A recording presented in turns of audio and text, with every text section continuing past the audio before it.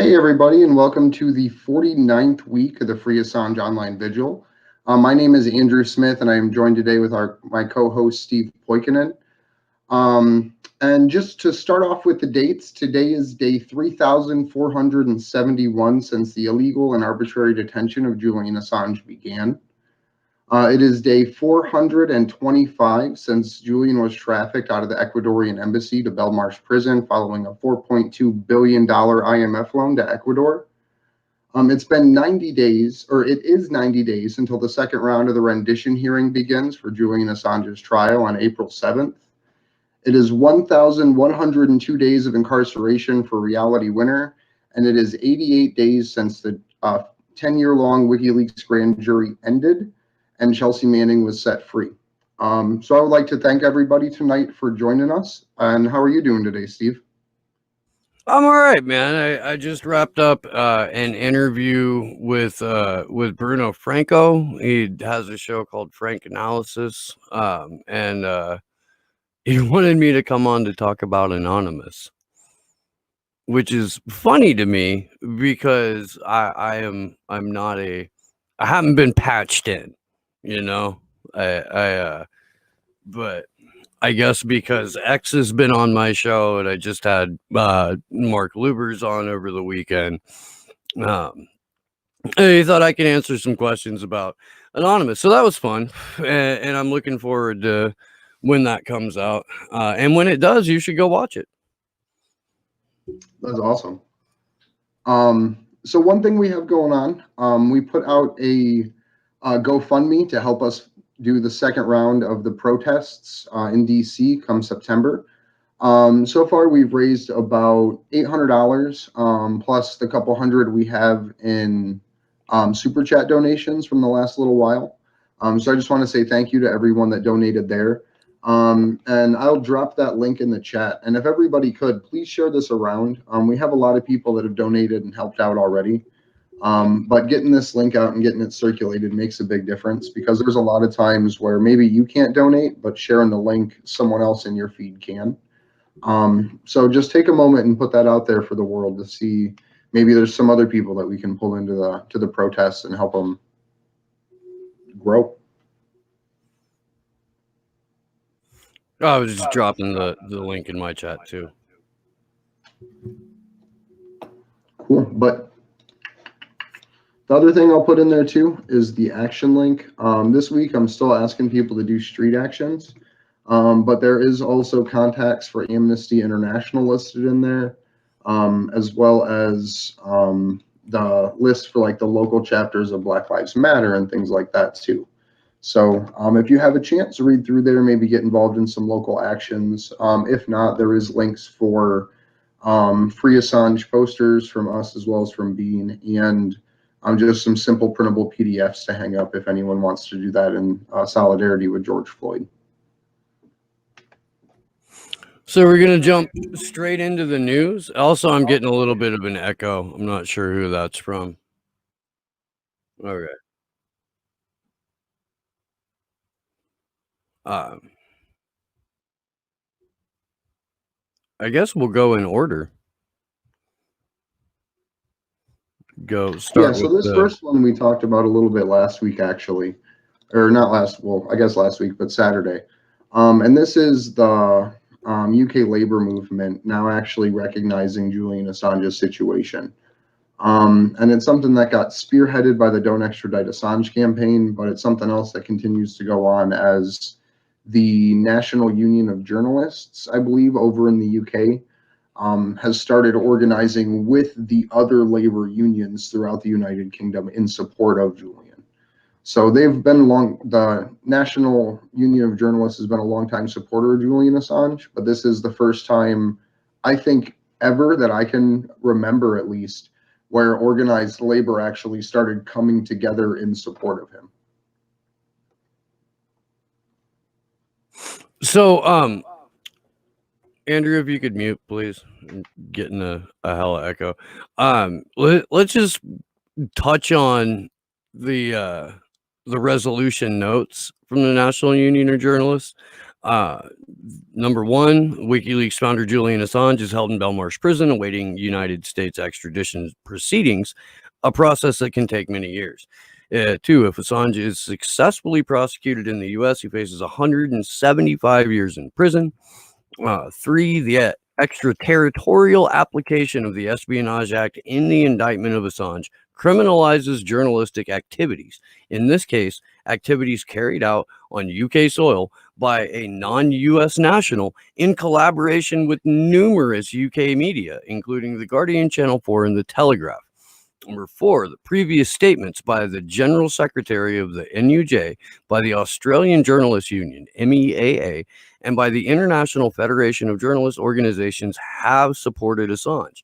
Number five, that there is a political dimension to extraditions and that the special relationship between the UK and US makes the extradition of Assange more likely to go ahead. And I mean, I agree with that sentiment, particularly in the last bit. However, I do think that that there is a ridiculously strong case to be made that this is a political, as Victor, our guest on Saturday, was adamant about saying, like, don't use the word extradition. It's not an extradition. Julian Assange isn't an American citizen. He's not being extradited. He's being goddamn kidnapped. This is a very slow moving, extraordinary rendition more than anything else. 23 and a half hours of solitary in the Guantanamo Bay of the United Kingdom is probably worse than getting black bag thrown into a van and taken to a fucking another torture facility, because that part you get over with quicker. You know, we're talking about a decade almost of this. And on top of it, the prison at this point isn't even functional. And that's something that we've seen come out multiple times, where there's been at least 2 people that have died inside of Belmarsh from COVID-19. There's been hundreds of staff that have called off, and in phone calls that Julian's had with people on the outside, he's literally said the prison's basically shut down. So we know, given the situation, that he's essentially placed under special administrative measures right now in the United Kingdom, but it's just called something different. Yeah. And I think that we should do one more show on the special administrative measures coming as we get closer to the hearings. Did you want to go through the entire thing, or just put the link put the link of their press release, the National Union of Journalists? We can just drop the link in at this point. And the thing that I'd like people to do is use this to share with other groups, to show them, like, hey, this body of organized labor is active and actually doing work for Julian. What can we do? What can your group do? Or a way to get other politicians and figures to sign on board with it. So this is a really good resource to have to send out and circulate. Yeah, it's funny. I was just talking a little bit in the interview that I just gave about Jeremy Hammond, and we have a couple of videos that were posted by the Support Jeremy Hammond Twitter page, which, if you're not following that, you probably should be. Jeremy Hammond had arranged to have a couple of his video calls recorded by the Support Jeremy Hammond Commission. So I guess we should probably pull those up. Oh. How y'all doing? It's Big Jerm. We're live from Great County Jail. This is one raggedy ass dump. Let me tell you about the food that they be serving us here. This is the breakfast tray. All right, so we got some grits, right? We got some peanut butter. Yep, normally they give people bologna. This is a kosher tray. This is some bread. Let me show you the lunch tray. All right, we got some beans. We got some potatoes. We got some more white bread. And we got some cakes, right? The dinner tray, just kidding, it's not a tray. It's actually just a cheese sandwich, 4 pieces of bread and cheese. They give us the same food every single day. As you can see, it's no fruits at all, ever, been months. No vegetables.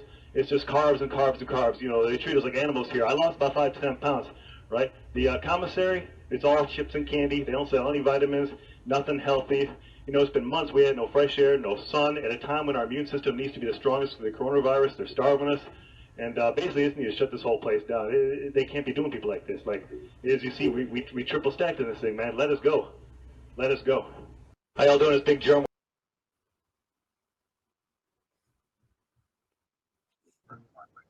Now let's hang on real quick, because this is something that I mean, I think it's fairly common knowledge that they serve crap food in jail, but why they serve crap food is to get people sluggish, to make sure that all you're digesting are empty carbs, to make sure or tons and tons and tons of sugar.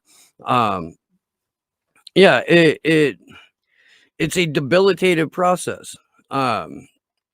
And the only way to combat that is to like spend 4 hours a day freaking, working out as much as you possibly can with zero equipment.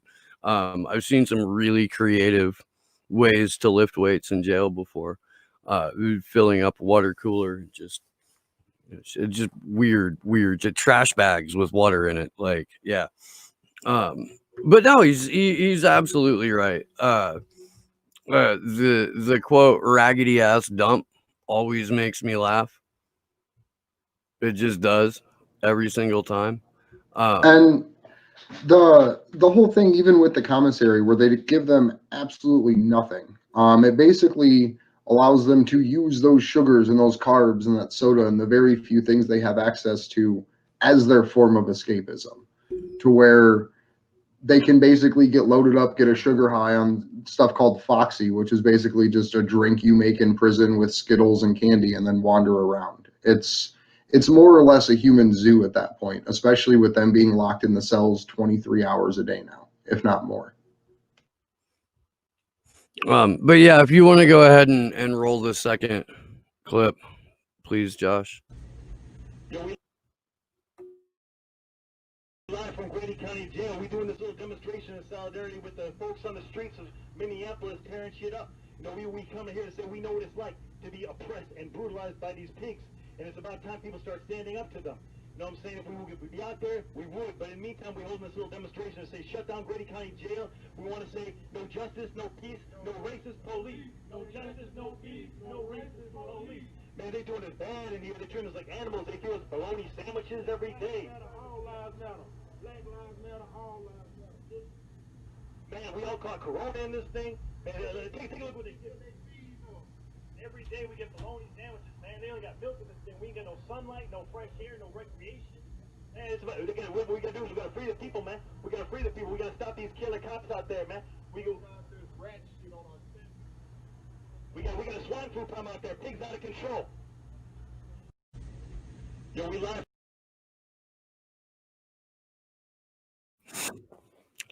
That's funny. We got swine flu out there. The pigs are out of control. According to Mean Panda, one of the Seattle precincts was abandoned yesterday. That's just nuts.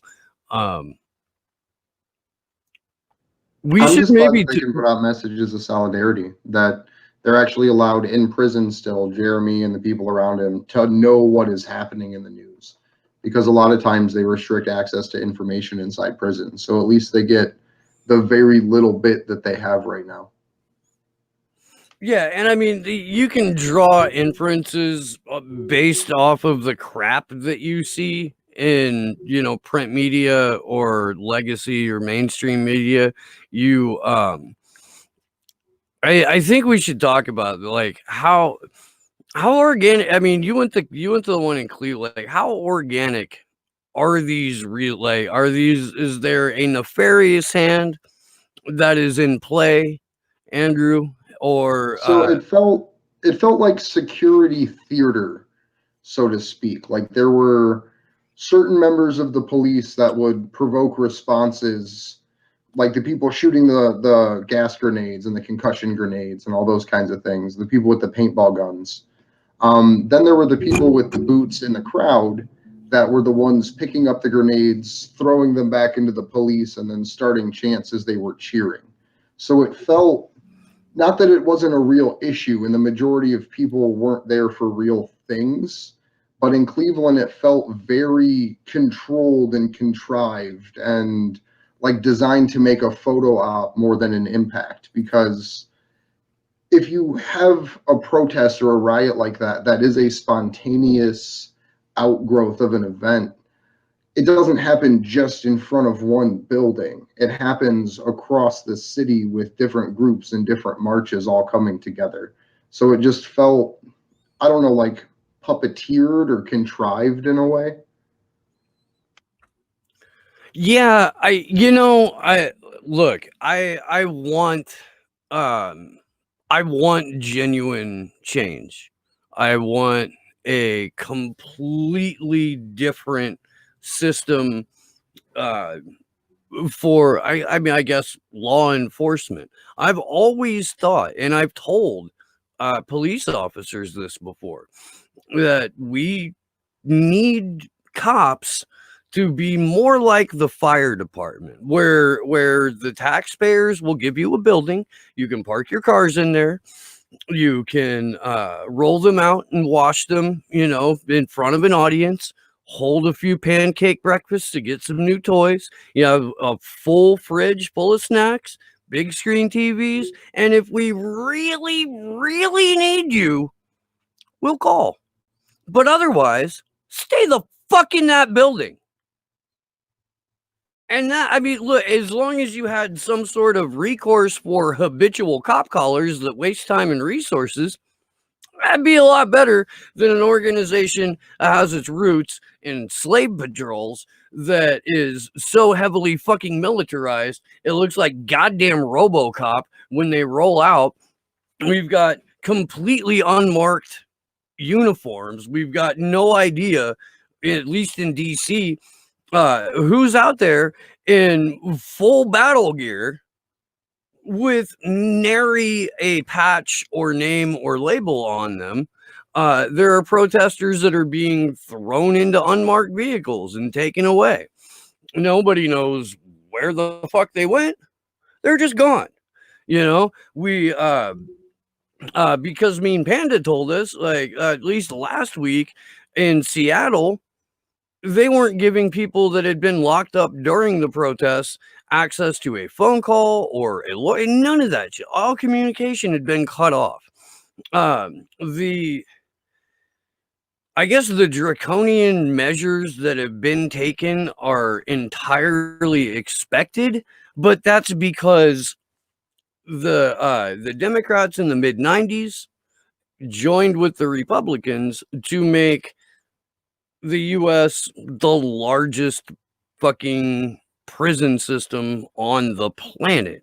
And now, nearly 20 years later, we're 25 years later, my bad, we're seeing the direct impact of a quarter century of militarization, of just asinine and ridiculous laws. And none of this is new either. All of these things, all of this equipment, all of these weapons, all of the laws that enable them existed before this. This isn't like a new phenomenon that's just happening with militarized police. It's just something that was never seen at this stage and on this level before. And that's the part that worries me the most, is you see this legislative and legal infrastructure built for medical martial law in response to coronavirus at the same time that there's this mass civil unrest going. So it's a matter of time before they start using these contact tracing elements to lock people down under medical martial law for going to protests. No, they straight up said in Minnesota, like the day after Anonymous released the video, they had a press conference and said, we're going after protesters using contact tracing software. Like, to be fair, they did walk it back, but that was just amidst public outrage, and walking a statement back means nothing. Yeah, it doesn't mean they're not going to do it. It just means they're not going to tell you about it. Like, that's Right. something that your lawyers are going to have to figure out during discovery. Hooray. You know, if they're allowed to. It could fall under the rubric of national security, depending on what you're getting charged with. They're making a big deal about making a fucking cartoonish non-organization organization like Antifa out to be terrorists, when I've said for years now, for every 108-pound black skinny jeans wearing pink haired freaking Antifa warrior, you've got at least a half a dozen feds. The entire black bloc. If all of those guys aren't part of law enforcement, I will come to your house and build you an addition for free. And to kind of show to give people case evidence, I guess, about this, I would say look into the Cleveland Four.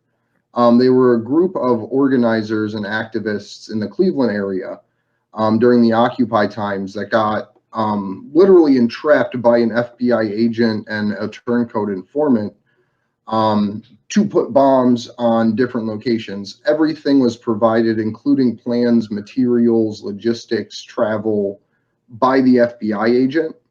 But when it came to, the FBI agent got rewarded and the protesters got arrested because they were going to put bombs on bridges, because there was someone that forced them for years to commit these violent acts, and specifically was in their group to try to earn their trust. So as you organize and as you move about this chaotic world of whatever the fuck we're in now, just remember that there are elements of our government specifically designed to make you violent in a way that they can step in to control you best. And this is one of the oldest tricks that the government plays on people in the modern era. This goes all the way back to the big Red Scare during McCarthyism. I've talked about this before, but there was a radio personality here in Santa Cruz County, and I know for a fact up in Humboldt too. His name was Travis T. Hip, and Travis always said, wherever 4 people are gathered in activism, when a 5th comes in and tells you he knows either where to get a bomb or how to make a bomb, that's your Fed. Get him out of your sphere immediately. Yeah.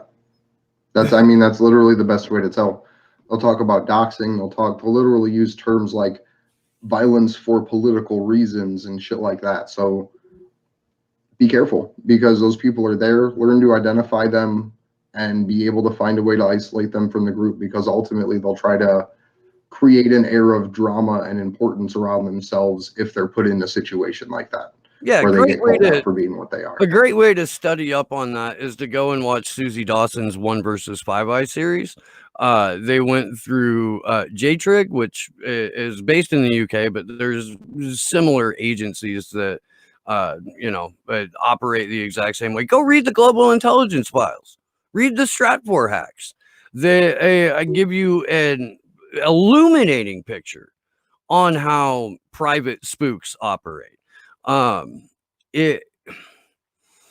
It's messed up, man, because again, like there's a very legitimate reason to be, there's a number of legitimate reasons to be out in the streets. You know, George Floyd's murder definitely being one of those. I don't think for a moment that the vast majority of people that have decided, fuck it, I'm going to go do this, are there because they're on the payroll of the federal government or George Soros or anybody else, you know? But I do think that there are always going to be a handful of agents provocateur, of law enforcement officers, of bad faith actors that are there to not just ruin everybody's good time, but to set back movements in general. And if done properly, and if people come together in the right way right now, we could see fundamental changes like the abolition of prison slavery in the 13th Amendment. We could see things like bans on facial recognition. We could see literally an abolition of police and the institution of community-based policing, or community-based almost organizing as a way to control themselves. And I think if we can manage to have the right conversations right now, we can go a really long way, because this is a big push against the national security state in general, because getting military grade weapons, even just that, out of the hands of police officers would go extremely far. No, you're right. It's, and again, I mean, this is just something you have to be smart about. Anonymous put out a great toolkit back during the Occupy days. I'll try and find that real quick and throw it in the chat. It's on GitHub. But not only does it tell you, very simple like street medic, field medic things, but it tells you ways to identify undercovers, law enforcement. If you're in a major city, a lot of these guys wear matching armbands so that they know who they are when a melee breaks out. They don't accidentally punch another, punch a coworker. But it is. I mean, unfortunately, it's a very real part about any protest movement or any activism organization. Like, you are going to get, as soon as you start attracting attention, you are going to get messed with. And how much you get messed with depends on, either how little you know or how much you know. And even if you know a lot, you can still be subjected to it, because understanding something on paper and understanding a situation that you're in as it's happening to you in real time, they don't necessarily correlate. Yeah. So I think it's about time we move into some superheated topics like Namibian politics. I don't know if people remember, but there was a release recently, end of 2019, called Rockfish, which highlighted Namibian politicians. Basically, I hope I'm pronouncing that right. Namibia. Namibian politicians basically selling off for-profit fishing land with no control of how much they're actually taking in with the resources, and it basically got proven that it got sold to the highest bidder.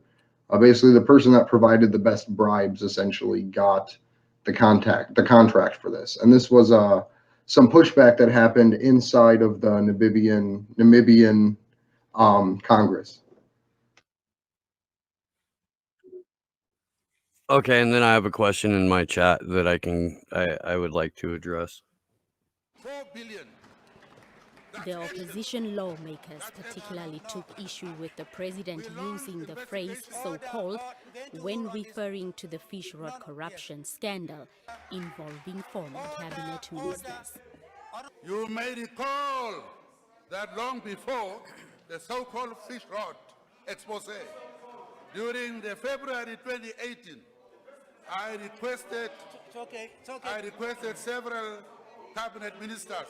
The Speaker of the National Assembly, Peter Kashavivi, had to plead with the opposition leaders to accord the president due respect by hearing him out.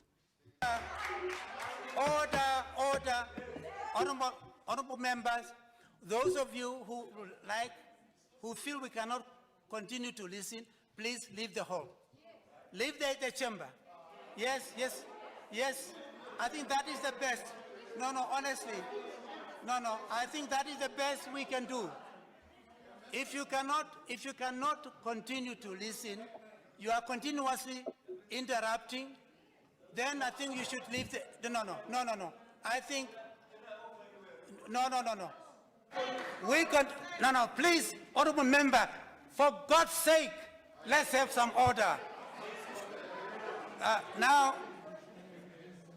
After a few minutes, President Geingob walked back to the podium and maintained that for all corruption cases, due process of the law should follow and help guard individuals against false accusations.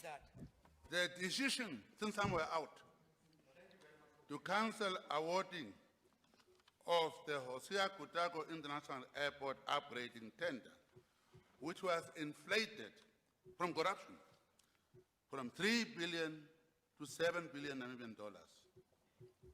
We cancelled. Whoever must be found by courts, Please. Let's This continue was challenged. orderly. This was challenged in the High Court. We have courts. We initially lost the case and appealed to the Supreme Court, which subsequently overturned the decision.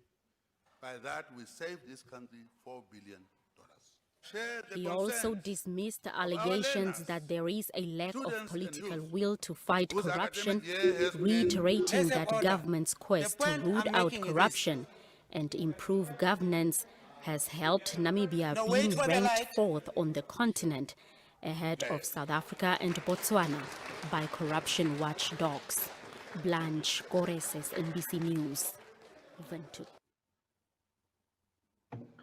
So my two questions with this are, where are the radical members of the U.S. House of Representatives fighting back about shit like this, or in this way, to where someone literally has to say, order, please stop. If you can't stop talking, leave the room. This is ridiculous. Like, literally matching the ridiculousness of the corruption in a sense, just by procedural interruption.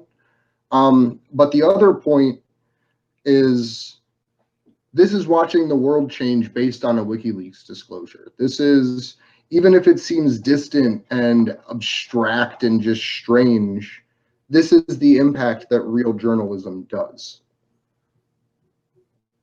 No, you're absolutely. I mean, that's spot on. And if only there were people in the West besides Chris Williamson, and occasionally, maybe performatively, maybe legitimately, Tulsi Gabbard, those kinds of discussions and that kind of chaos would be breaking out amongst our own Congress critters and amongst the members of Parliament in the UK and in Australia and in New Zealand and in Canada. But we've got a Five Eyes alliance with an iron grip on the way that their government works for them. We are hopefully even with influence by those Five Eyes agencies, intelligence operatives, even with that influence, I do think that there are enough people who are in the streets legitimately, who with a little bit more help and encouragement can transfer that energy into saving Julian Assange. Because again, I can't stress this enough. Whatever it is that is your cause, whatever it is that you advocate for, that can't happen without free flow of information, without access to primary source material that you then yourself can decide how to feel about it, and then share that with, with your friends, with your activism group, or with people that you are just meeting as a result of what you've been talking about. We have to have that. If we don't, we are well fucked and far from home. Because the thing that people don't realize a lot of times, or the thing that they don't put together, is the restrictions on free association that are happening are also similar to the restrictions on a free press. And this is something that we have a couple of videos to show, one of them by Niels Melzer, a couple tweets and things. But all of that association, speech, press, religious freedom is all comprised within that First Amendment. And so what we're seeing play out literally in real time is us losing the ability to organize and freely associate, while also losing our ability to report accurate information. Yeah, I mean, I know Josh hates dead air, so I'm trying not to do that, but I'm also trying to glance at one of the upcoming articles. Do we want to start just by showing some of the first two tweets that we have out, the the Niels Melzer one, and then we can do that, but I really think that, like, while we're in the middle of the show and we've got a number of people here, I think we should go over to the GoFundMe to see who's donated so we can thank them personally right the fuck now. I think that would be fantastic. And let's get to the So, Rob Juno, you're a fucking prince, my brother. Thank you very much. Kathy Lloyd, you are awesome. Angela Fraga, Ed West, I love Ed. Ed's such a great guy. Elise Tock, Rob Juno, Sarah Wagner, Douglas Friedman, William Fussfield, Ed again, Fei Zhang, Paul Baton, Daniel DeCeter, Ernestine Wolf, Bonificio Rios, Diana Schoenbeck, Israel Lucero. Oh, that's cool. I was on his show. And Estine Westby. Esleen Westby. Thank you so much. We we love you guys, and yeah, we really, it's absolutely impossible for us to get to DC without you, and at the same time, it is absolutely imperative that we get to DC to be able to hold the kind of incredibly memorable demonstrations that that we're working on.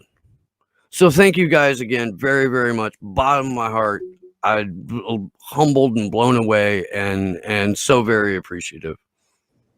But the other three too, just to finish it, because there was a couple that came in when we first launched it. We have Misty Winston, Charlene Wessel, and Tony Clay as well. So yeah, thank you guys very much for donating to us. We still have a lot to reach our goal, but we are going to be in DC for most or some part of those 3 weeks. Our plan is to get other groups involved as well, so that way they can host events that we can attend and join and promote, just to spread the reach to the different audiences that maybe those groups could get to them way better than we could to us. So that is the hope there. But to jump in now, do we want to take a look at these? Yeah, and real quick, please throw the Discord link, and I'll do the same. But if you are so inclined, we do the vast majority of our discussions about DC over on our Discord. So please join that and hop in and help us make some freaking history.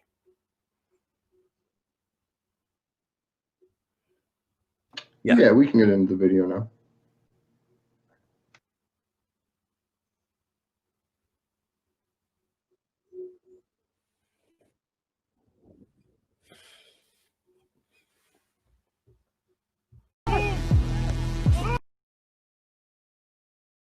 Press! I'm pressed!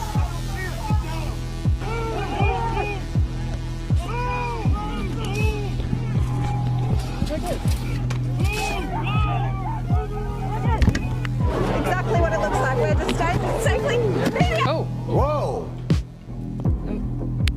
Oh. Amelia, can you hear us? Amelia, are you okay? Or your cameraman? I was lining up a photo, and then my world kind of exploded. I immediately realized that I'd been hit in the face with something. There was too much blood I couldn't see. I just closed my eyes and started yelling, I'm pressed, I'm pressed. And so we walked away. I'm sorry? You're under arrest. Okay. Do you mind telling me why I'm under arrest, sir? Why am I under arrest, sir? We're gonna end up in a place we don't want to be here if we're not careful, Katie, so... damn it! Just move out of there as quickly as you can. We got plenty of time here. Are you okay? I'm getting shot! I'm getting... Katie, are you okay? Rubber bullets! Who are they aiming that at? Nice shooting at the photographer. At us! Like directly at us! Directly Why are they doing that? Shooting at our crew. I don't Do know. they not know that obviously they see the camera? I am pressed. Please...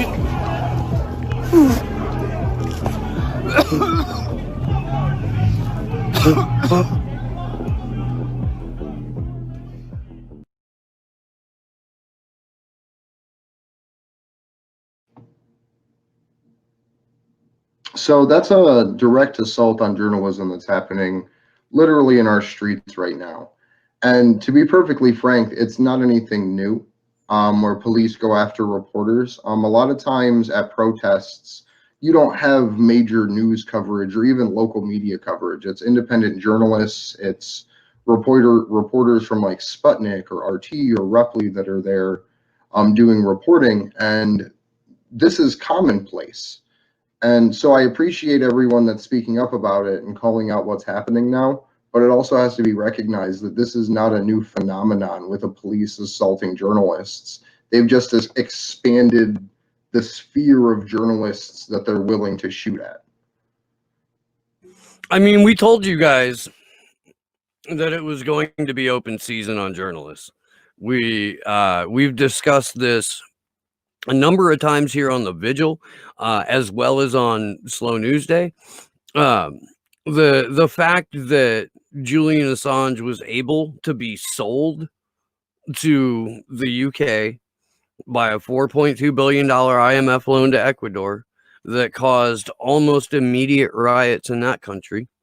The fact that he was sold and locked away in the Guantanamo Bay of the United Kingdom was the green flag for open season on journalists. And this is played out globally.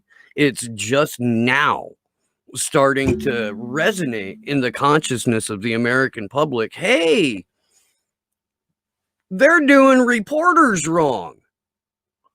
Whoa, what the hell is that all about? And then that's honestly a fantastic segue in a tragic situation where, you know, a human being had to be injured, or at least in one case killed, in another case blinded, for doing journalism.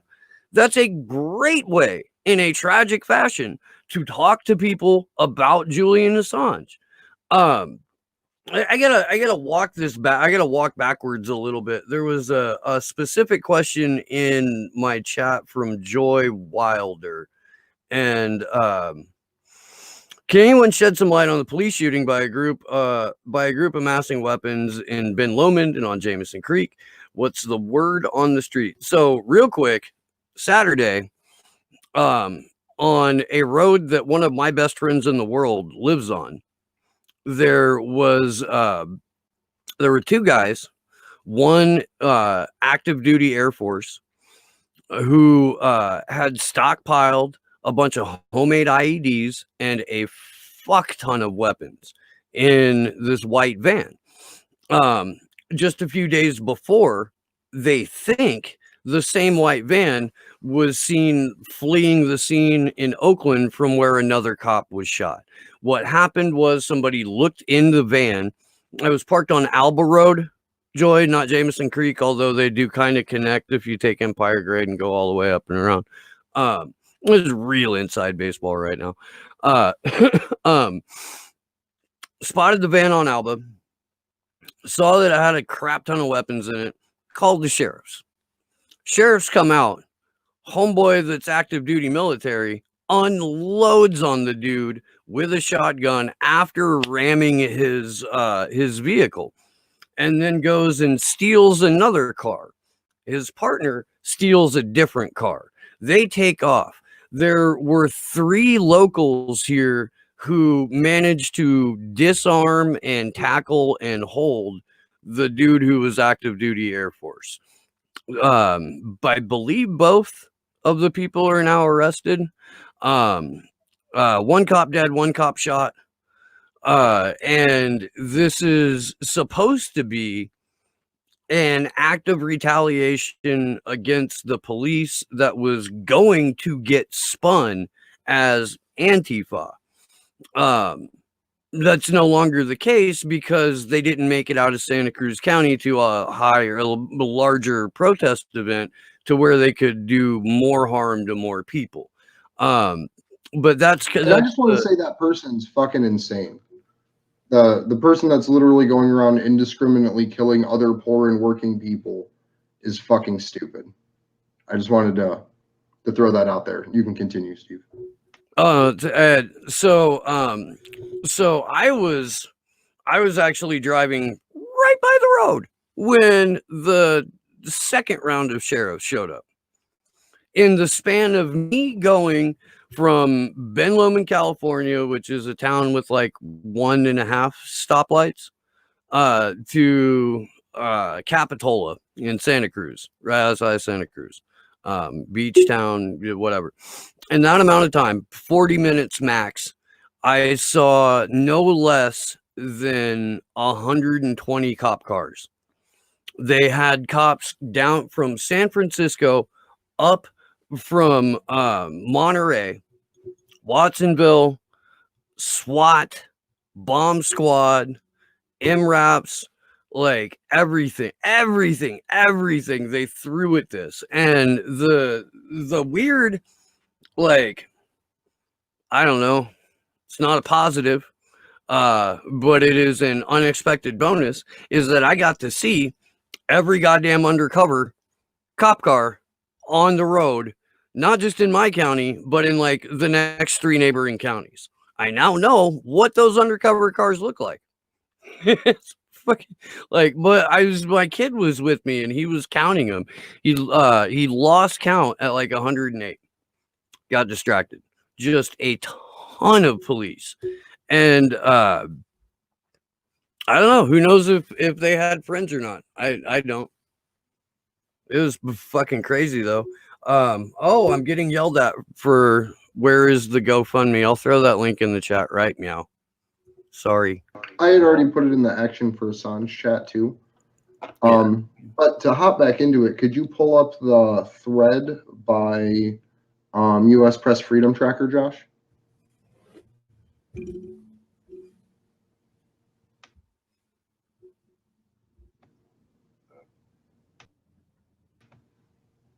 Cool. Well, what we have up looking at right now is, and I would encourage everyone to take a look at this because this has just tons and tons and tons of different reports in it of assaults on journalists. This basically is a chronicling of everything that has happened to journalists that they've been able to get access to for the past few weeks now since the George Floyd protest started. There's over 300 incidents listed on there. To break it down, there's 41 plus arrests and detainments. There's 153 assaults. 125 of them are by police and 27 of them are by other, which I assume would be protester or provocateur. There's been 20 or 39 reports of equipment and newsroom damage. The assault categories break down 53 physical assaults, 33 of them have been by police. There's been 35 by tear gas, 21 by pepper spray, and 55 by rubber bullets or other projectiles. So take a look at that, read through it. Maybe there's something that happened locally there that you could take to your city council to talk about. It's pretty in-depth, and it's honestly pretty terrifying to see such an immediate assault on journalism at a time when at the highest level journalism is being assaulted, because this is only going to lead to more pushback policies. It may even turn into something where you have to register to be a journalist and have a government-approved pass to be a protest to cover them. So we have to make sure we keep an eye on that too, because it could be a problem, reaction, solution situation where they try to roll out more draconian laws and limit free speech more in the name of allowing a journalist to be able to cover a protest. Did you want to weigh in on the assaults on journalism a little bit more, or do we want to jump into the stuff that's been taking place in Austin? Yeah, no, let's go ahead and go to that article, because I feel like we've addressed what the problem is, and we've addressed, you know, the necessity of organizing and coming out in force to stop it. It's fucked, dude. It's I don't know, man. It's frightening, the level of just brute force that is being used against people with a camera or people with a press pass. Yeah, it's disgusting. Absolutely. The anonymous article, Tech Worm. Okay. So article starts out, everyone across the globe has been actively protesting against the cold-blooded murder of George Floyd, an African-American man in police custody in Minneapolis. Recently, a group of hackers took down the website of the city of Austin. The official website shut down just hours before the Austin City Council was set to begin its special meeting.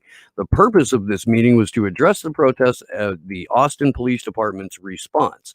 According to the hackers, namely anonymous, they took this action after Austin police shot in the head a 20-year-old black guy, and he is presently in Who wrote this? He is presently in critical condition with brain damage. That's horrific. As mentioned above, the City of Austin's website went offline early Thursday morning. The City of Austin told KVUE all they know at this point is that they're seeing a high volume of web traffic, and IT employees are working to fix the issue. The hackers took credit on Twitter, and they wrote, Austin police, you should have expected us. They further added that new targets are coming soon. Later, the hackers said their internet had been interrupted and its members were planning a new attack. Anonymous also claimed they've taken down other websites like the ones for Minnesota Bank and Trust and United Minnesota Bank. And that's legit. If you go to Op Minneapolis, you can see all of that. And they also did, this just highlights one of the actions of Anonymous. There was also, I believe it was in Austin as well, where they basically made a protester snitch app, and Anonymous, in conjunction with the K-pop crew, was able to basically force them to shut it down because of the spam that they were receiving from it. And this is a trend that we've seen actually start in New York City, where they released a snitch app for coronavirus, and people filled it with dick pics and calling them Nazis for instituting such draconian citizen observation policies and middle fingers. Yeah, and the shout out to the K-pop people as they continue to hijack white supremacy hashtags. And from my understanding, the furries from Tumblr that got displaced are also now working in conjunction to fight back against white supremacy hashtags. So your 2020 heroes, K-pop stans, and furries. If you had that on your apocalypse bingo card, you are a much better guesser than I am. I'm waiting for the flat earthers to step in to all 8 of them and somehow find a way to defend against the ongoing tyranny of media control blocking the flat earth agenda. If anybody knows how to throw a block, it's Eddie Bravo. And he's a great, he's one of the only flat earth people that I can listen to for more than 8 seconds because he's Eddie Bravo, not because he's actually making a cogent argument, but because it's Eddie. Look into it. Yes, so Sarah Wagner, we are all angry for V for Vendetta. We would like to have a watch party where we just watch V for Vendetta and hang out with each other. And, whatever your particular vice is, you do that safely in the confines of your own home, and we will do that together. So to hop in, I think we have 2 articles left. We have the UK forced to reveal their deal with Palantir and other global intelligence agencies amidst the contact tracing and coronavirus situation, pandemic, as well as Craig Murray's open letter for people to support. So we'll start off with the Palantir article. Sure. This is out of Open Democracy. Yeah. Right. Yeah, it's the one out of Open Democracy. Cool. Hours before facing court proceedings from Open Democracy over its massive NHS COVID-19 data deal with private tech firms, the UK government has caved to pressure and released all the contracts governing its deals with Amazon, Microsoft, Google, and controversial AI firms, Faculty, and Palantir.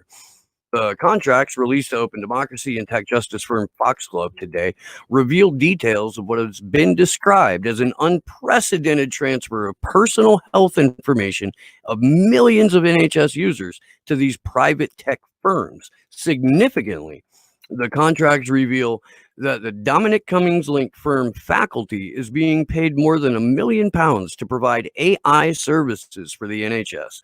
The documents show that terms of the deal were changed after initial demands for transparency were made by Foxglove under the Freedom of Information Act. The contracts show the companies involved in the NHS data store project, including faculty and Palantir, were originally granted intellectual property rights, including the creation of the databases, and were allowed to train their models and profit off their unprecedented access to NHS data. Government lawyers have now claimed that a subsequent undisclosed amendment to the contract with faculty has cured this problem. However, they have not released the further contract. Open Democracy and Foxglove are demanding its immediate release. It is not clear if other contracts were altered as well. This is intellectual property rights. Like, okay, man, I had Adam Kokesh on my show on Slow News Day. I don't know, April, maybe. I have a clip up on my page, and the title of it is The Intellectual Property Scam. Adam broke that down. You should go watch it. But this is just a phenomenal overreach by two incredibly shady companies into the personal lives of everyone in the fucking UK. The fact that they're allowed to literally monopolize the entire health information of the United Kingdom and sell it at a profit to whoever wants it should be the thing that sends people into the streets about this. Because what it's going to allow them to do is have these private intelligence agencies purchase this information as a way to gain further information about political dissidents. And that's literally how power works. And once they have the ability to know your personal health information, they can go after you in a much more in-depth and personal way. You're right. Real quick, I need to thank someone. We just had a donation come into the GoFundMe. Bhavana Limworth. I hope I'm pronouncing that right. Maybe Limeworth. I'm not entirely sure. But thank you very, very much. We really fucking appreciate it. Yeah, and again, folks, I'll put the link in the chat again. If you can't donate, we totally get it. But please share the link on all of your social media accounts and let people know why it's important to have a presence in the U.S., particularly in Washington, D.C., during the hearings for the potential extraordinary rendition or kidnapping of Julian Assange to the United States for being a publisher and doing journalism.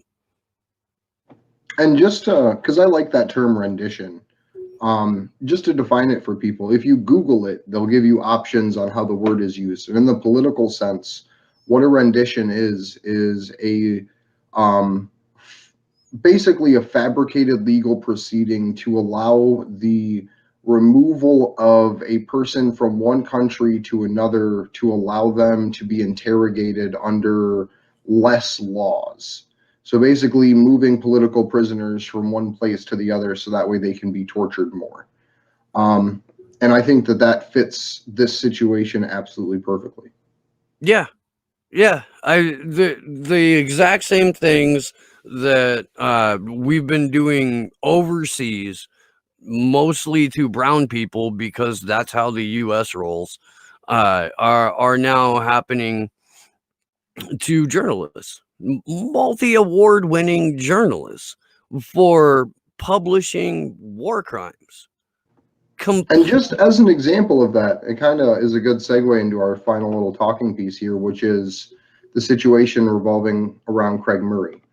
This is something that we've talked about. It's been an ongoing and evolving situation over in the UK for about 2 months. The information got released about his trial at probably about 2 weeks before Julian's what was supposed to be his rendition date, which was the beginning of May or middle of May. On June 10th, Craig Murray is going to his first trial for literally the crime of journalism. So we are standing in solidarity with Craig as he has to go into this brutal situation. For the people that aren't aware, during Craig's trial, or during the actual reporting of it, when they were presenting evidence, they actually cited Craig's work for Julian's court case as one of the reasons why he is a prolific journalist. So they're not even disguising the fact that they're going after him for the fact that he does political and national security court reporting. They're literally saying this guy wrote a wonderful piece that got resonated around the world. They literally cite him as one of the most prominent journalists in Scotland, I believe, and say because of this work, he's going to be put on trial for this other charge. So I think that that's super important to highlight, is his work on Julian, to me, is the reason that he is targeted. And it is through this other avenue, which he has shown is bullshit multiple times, that it's allowed to happen. And it was one of those things that he saw coming. He was warning his readers, you know, because I'm reporting on this, I am, you know, up for being arrested for it. It's honestly, so yeah, I'm gonna throw the link in my chat here, and if you can, oh, there it is. Thank you, Josh. But yeah, go ahead and sign the open letter. Do that. It can be intimidating to, you know, the sort of spineless, feckless careerists in government when they see an overwhelming amount of names coming at them from all over the planet. And this Craig Murray's situation is as much about press freedom in the UK as Julian Assange's situation is about press freedom globally. Because basically what they're saying, and which is legal precedent in the UK, is that you cannot report on an ongoing court case while under gag, or you can't provide what's called breadcrumbs, which is basically allowing people to identify certain situations and persons of interest that aren't otherwise named in the court proceedings.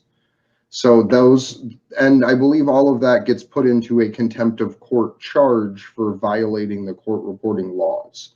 So June 10th is Craig Murray's date that he is going to face his first round of trials for the crime of journalism.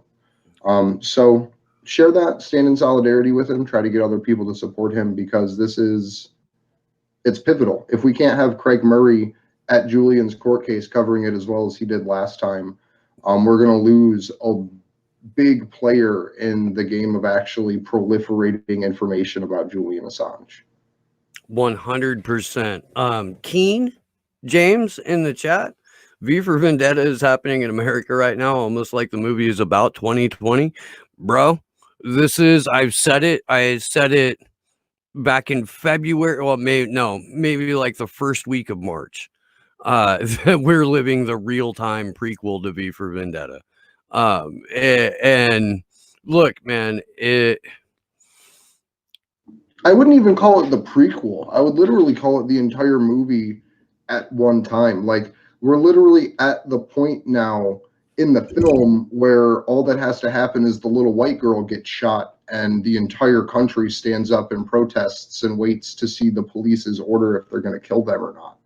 Like, that's the pinnacle in this situation that we have reached against the police state. And we need as many people in the streets legitimately out there to end the violence against our citizens and against our press and against literally the foundations of our society and privacy in general as we can right now. And I want to make sure that this is understood. When you see things like defund the police or abolish the police, yes, that's a legitimate end goal, but it's also a position to start negotiation instead of doing what congressional Democrats do, which is start negotiating. Oh, Jesus. Start negotiating from a position of weakness and then triangulate and move further to the right. You start with what you want. I don't want this police force nationally to exist the way it does. Defund that. Get rid of it. Let's find a way to where we can have community programs that work to, help either prevent crime or to get legitimate criminals. Well, it would make a great murder employment rate- program, honestly. Do what? Having community-based policing with a community-based police chief where there's no one person making decisions and people can volunteer to join it, but also at the same time, there are members who are just randomly selected from the community to serve on said police force for a week or a period of time. So that way the community is self-policing, but also policing the police by having a random, almost jury duty style selection of individuals for it. And then you pay them. Yeah. Michael Parenti said that some people think the police exist to help solve crimes and to keep you safe. And this is wrong.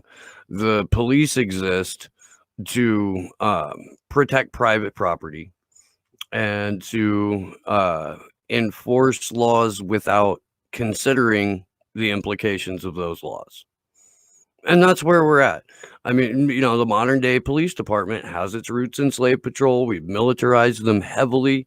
The mentality of a soldier where it's you and your battalion or your branch of the armed forces versus the enemy. That mentality gets carried over stateside. And law enforcement is, I believe, the number one job for veterans in the country. Top 3. I know that. But if your police department doesn't look like you, if your police department doesn't live where if your police officers don't live where you live, and if those officers have the mentality that you as a private citizen are the enemy, you're doing law enforcement wrong. I mean, that's right to them. That's for a total Orwellian authoritarian takeover. That's what has to happen. Fight back. Be peaceful about it. Do what you can do as an individual. It's what we've talked about, the idea of decentralized activism for the last 49 weeks. It's do what you can with the time and money and energy and contacts and resources that you have. And if that means half an hour a day doing something, or if that means one day a week, that's better than doing nothing. And it makes a lot bigger impact than people realize. But I think that we are actually done for the evening. That's everything we had set to cover and talk about. There is an article that we'll be covering on Saturday, hopefully, that just recently came out about Seth Rich. So join us on Saturday at 1 p.m. Eastern time. I think that's 10 o'clock Pacific. And 6 o'clock UK time. Yeah, I think it's early in the morning in Australia, so I don't know that time. But yeah, thank you for everyone that joined us. You can find me on Twitter at Andrew Zigman. You can find us on Twitter at action_4Assange and action4Assange.com. Join in the weekly action and please share it around as well as the GoFundMe to help build our DC protests. Thank you, everybody. My name is Steve Poikinen. I host a show called Slow News Day. You can find me on the Rockfin, and you can find me here on YouTube by typing Slow News Day Podcast into your search bar. Oh, and real quick, next Tuesday, we will be joined by Garland Nixon, and that will be freaking awesome because Garland Nixon is a badass. I have something too real fast. I forgot to mention this. July 3rd is Julian Assange's birthday. That is when Candles for Assange became what it is, with 140 some, I believe, global events in support of Julian on July 3rd. Please start planning and organizing something locally.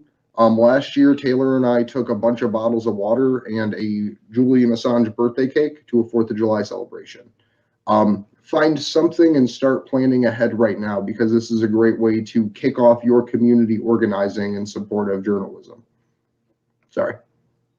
All good. Big thanks to everyone who donated to the GoFundMe. One more time, and if you can, and you haven't yet, please do. If you can't, we understand. and please share the links. I would like to thank the Meme Panda for graphics, and I would like to thank Sleepy Josh on the 1s and 2s. Andrew, you fucking rock, brother. We will see you Saturday, and yeah, good luck to us all.